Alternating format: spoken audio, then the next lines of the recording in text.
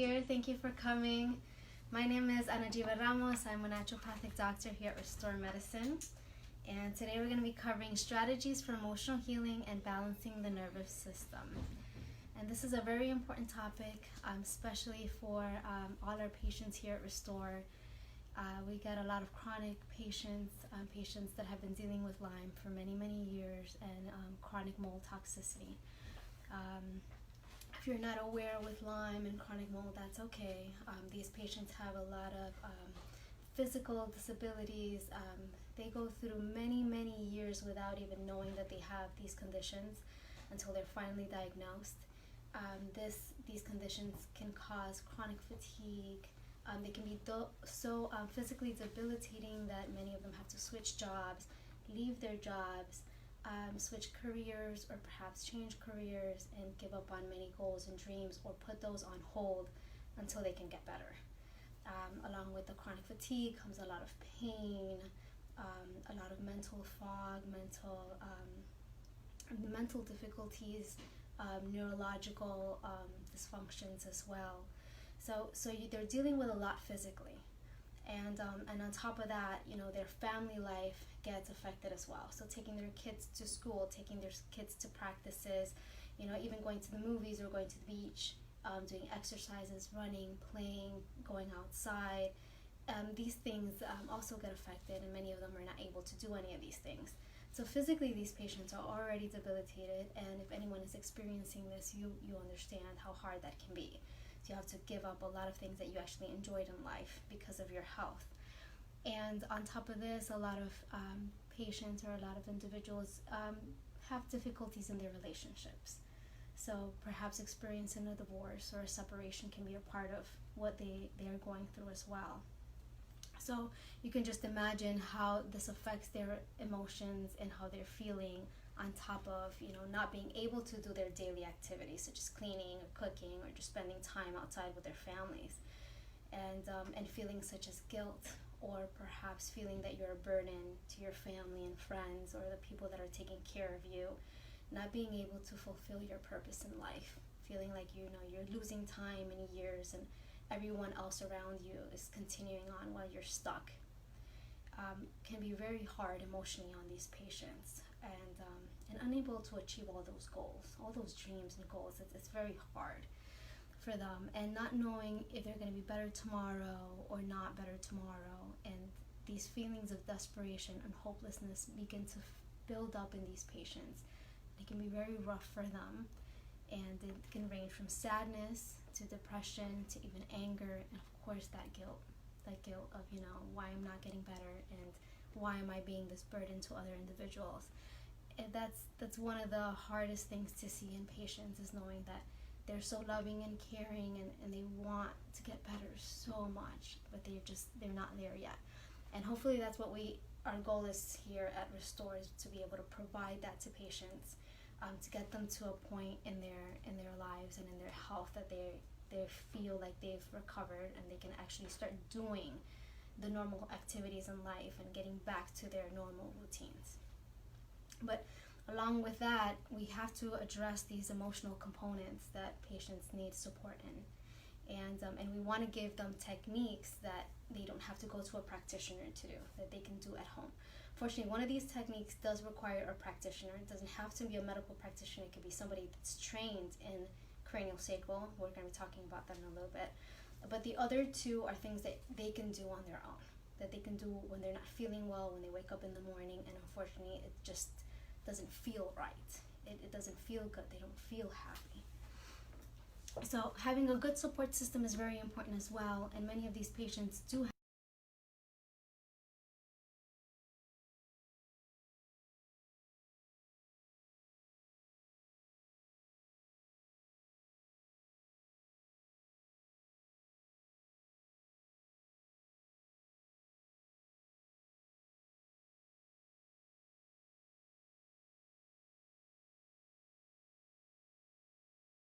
The first therapy we're going to be discussing today is craniosacral therapy. Now, this is the therapy that requires a practitioner or someone that's trained in craniosacral therapy. It was developed by Dr. Upleisure, and he's an osteopathic doctor, and in the 1970s, he was observing a spinal surgery. And during the surgery, he noticed that there was some rhythmic movement of the spinal cord. And that led him down the path of discovering craniosacral system. The craniosacral system involves the membranes covering the brain and the spinal cord, the cerebrospinal fluid, and of course the spinal cord itself, the whole nervous system. And what he's of course developed is this whole program that you can actually sense and be able to bring back the nervous system into balance as a craniosacral therapist. So it's a very gentle treatment. It's very gentle on the patient. The reason why it requires a practitioner is because the patient will most likely be laying down. The practitioner will use like no more than 5 grams of pressure on the patient or on the individual, and goes through a series of different scanning points. So the listening stations is what we call them, and you pretty much do the listening stations to scan the patient at first. First listening station is usually at the feet. You do it at the shins, thighs, the hips, pelvic regions, the chest, and then the head. You go through those listening stations and you're able to actually feel different rhythms of the craniosacral system. You're looking for rate and you're looking for rhythm imbalances in those sections. And then there's further therapies that you can do and different releases in the cranial sacral therapies that we also do. And that's individualized. So everyone is very different and everyone's body's going to react very different to the therapy. So some people can feel very relaxed during the whole therapy, and some people can actually experience different emotional shifts or body shifts. And what I mean by body shifts is you can feel tension in certain parts of your body. You can feel energy moving or trapping or even tingling sensations when you're getting the therapies themselves, or certain emotions can come up.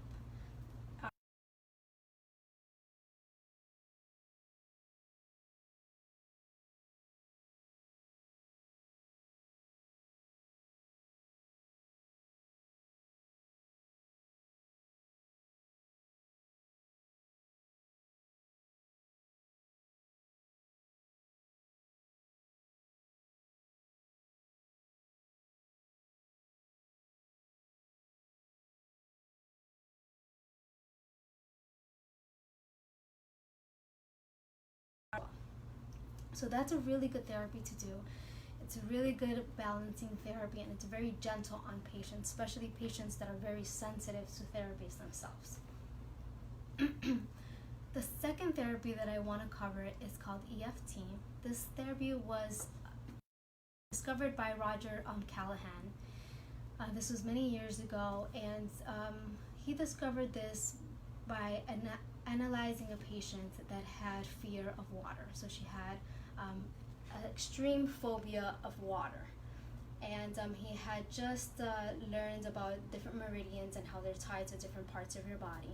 And for some reason, he decided to experiment with the patient and tell the patient to tap right here under the eye. So if you think of acupuncture, there's different points that are used for acupuncture. Instead of doing the acupuncture themselves, you're actually doing tapping in certain parts of the body. And this tapping technique that he used actually relieved the discomfort that she felt when she was around open bodies of water, which she felt right here in her abdomen. So I was actually able to release that and actually help her get over the fear of water that she was experiencing. So we're actually going to practice one of the EFT techniques today. And again, because these are meridians that are traveling throughout your body, if there's any blockages in any of these pathways, it's definitely important to clear them up. Blockages can be from, traumas, again, like I explained, different types of emotions that you've experienced in the past, traumas that you don't remember that you have, or things that you've been holding on for a long time.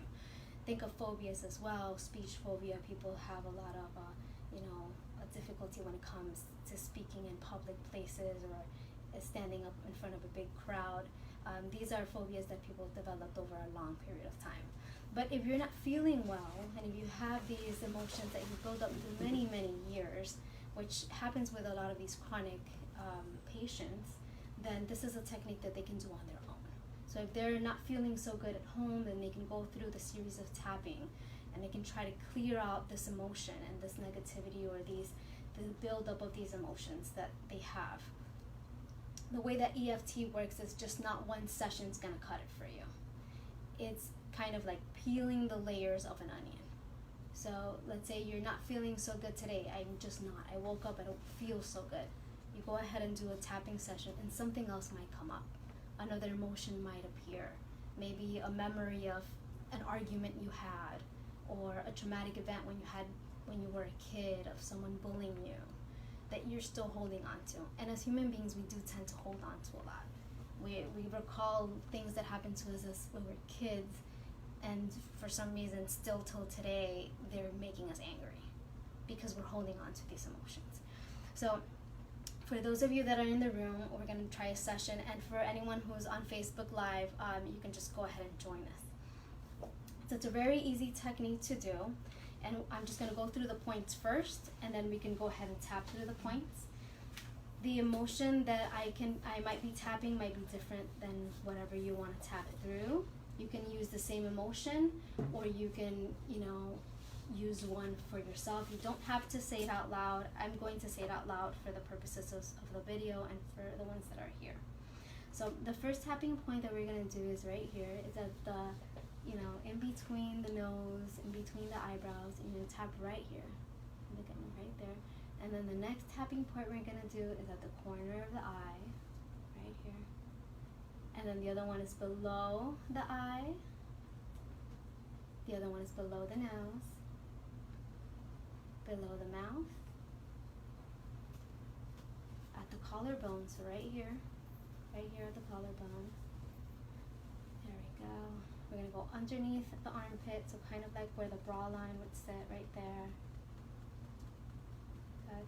And then we're going to go at the karate chop point, which is right here. So you want to do each section or each point for like 10 times. You want to tap on it. You don't have to count. You just tap as you go, okay? So I want everyone to just sit with whatever emotion that they can be feeling. If you're feeling good, feel good. If there's something that you are experiencing, for some reason you're not feeling too comfortable, then you can go ahead and think that. You don't have to say it out loud if you don't want to. And I'm gonna go ahead and just come up with one myself, and then we'll talk it through, okay? So we're gonna start here, and you start tapping. This emotion of anger that I'm experiencing. And then you go to the corner of the eye. This emotion of anger that I feel in my abdomen doesn't want to go away. The emotion of anger, and you go down to below the eye, because I'm not getting better. Underneath the nose. This emotion that I can't get rid of, that haunts me every day. Underneath the lips. I'm tired of feeling this emotion. I'm tired of feeling afraid. And go to the collarbone. I just want it to go away. I want to be free of this emotion. Underneath the armpit. I just want to yell. I just want to express this emotion to the world. And the karate chop. This emotion of anger that I'm experiencing right now. We're gonna go back to the eyebrow point. I accept this emotion, and I accept myself.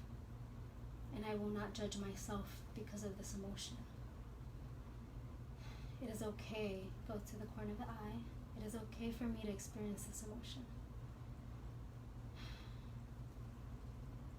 Underneath the eye. I accept and I love myself for this emotion. As a human being, it's okay for me to experience this emotion. Underneath the nose. I love and accept myself. I am gentle with myself because it has been a hard journey. Underneath the lips. This emotion of anger, I just want it to go away. In the collarbone.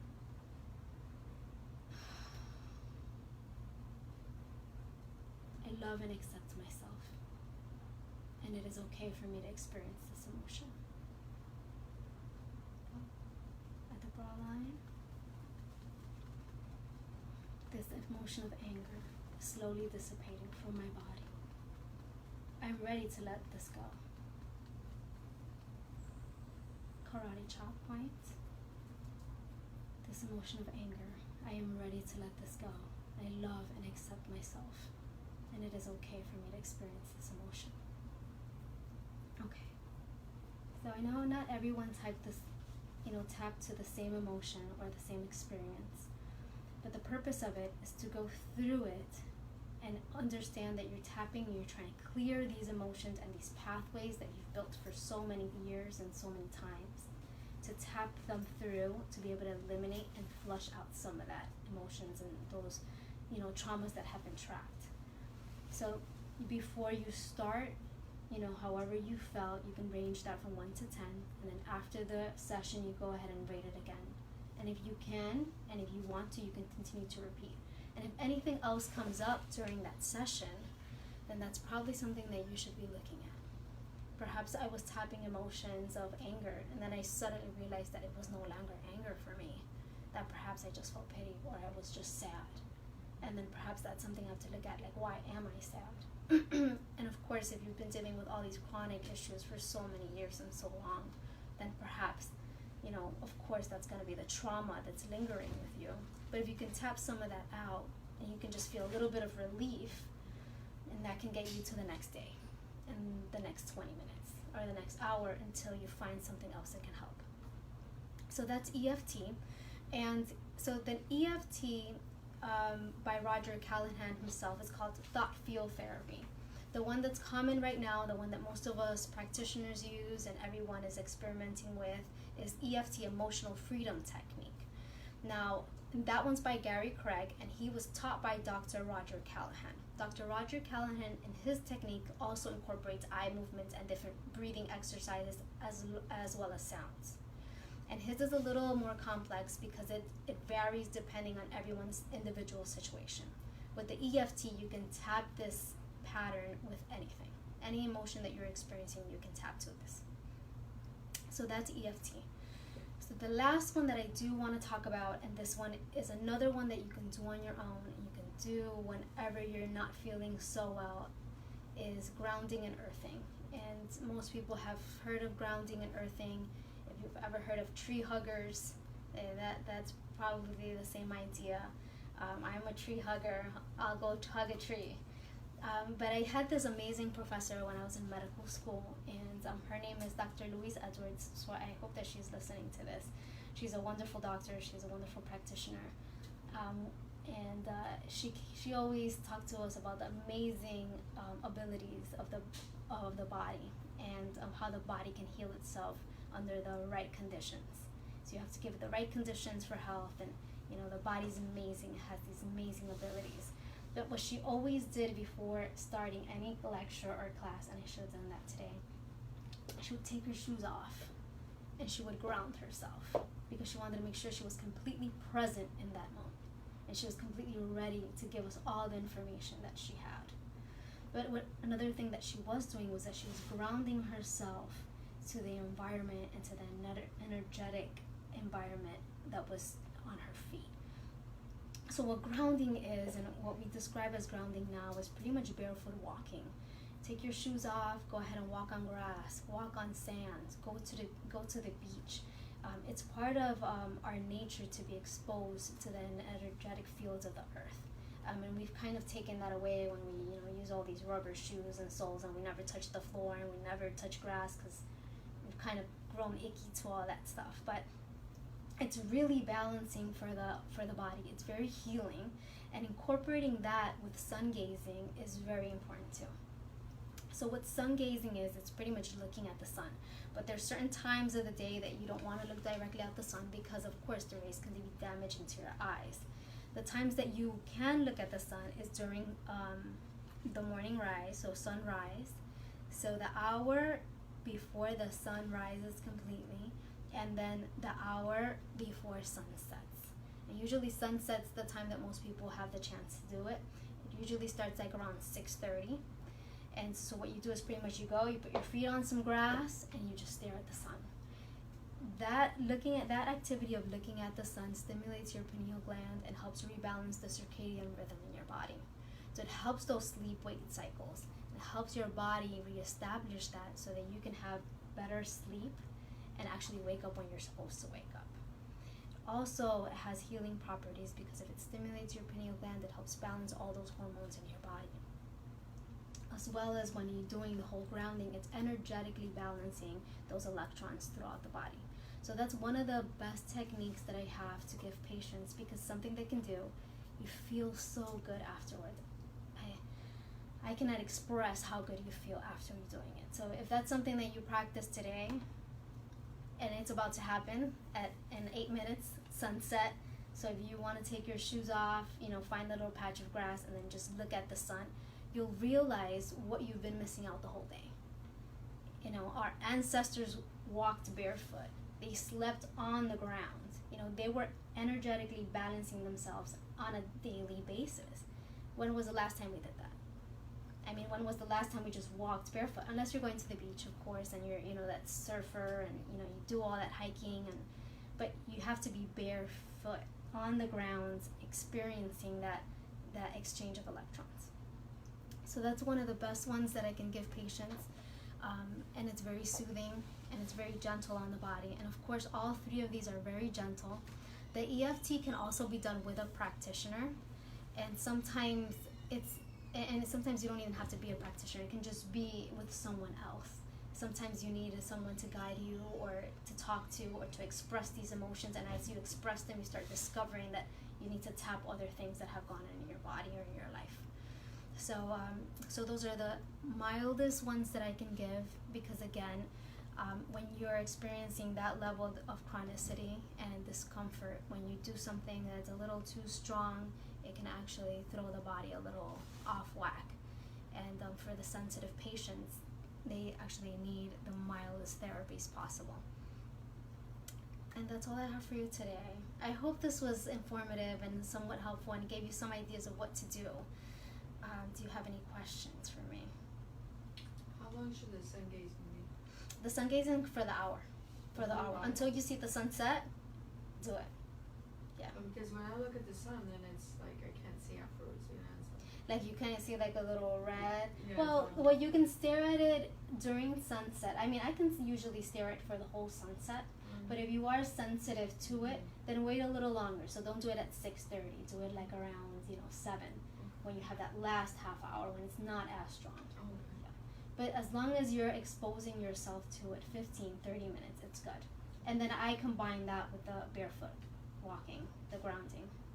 Yeah. That's great. Yeah. You had a question? For the EFT, Mhm. you always do it in that pattern?